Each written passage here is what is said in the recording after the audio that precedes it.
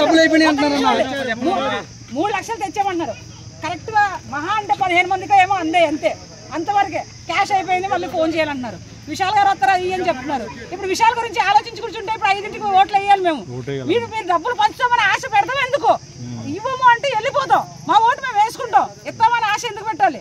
ఇవ్వకూడదు అలాంటప్పుడు, చెప్పకూడదు అలాంటప్పుడు. మా ముందు క్యాష్ ఇచ్చి బంగారావు ఆ గణపతి గారు నా మీద మా అక్క మీద మిస్బిహేవ్ చేశాడు. అక్కడ ఏమని చేస్తున్నాడు? నువ్వు జనసేన పార్టీలో తిరిగి జెండా అంటున్నావు, నువ్వు ఎందుకు ఇవ్వాలి అంటున్నాడు.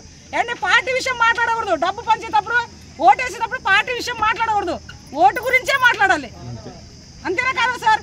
జనసేన ఏంటి, వైఎస్ఆర్సీపీ ఏంటి? మాకు గవర్నమెంట్ ఏ ప్రభుత్వం ఏది మంచి చేస్తే అదే కావాలి. మాకు ఇష్టం అండి. అది మాకు నచ్చిన వాళ్ళకే ఓటేస్తాం. మీరు చెప్తే ఏ కదండి మా నిర్ణయం. ఎన్ని గంటల నుంచి ఉంటున్నారమ్మా ఇక్కడ? 24 గంటలు వెళ్తాం. నిన్న నుంచి వెళ్తాం 24 గంటలు అయిందన్నా.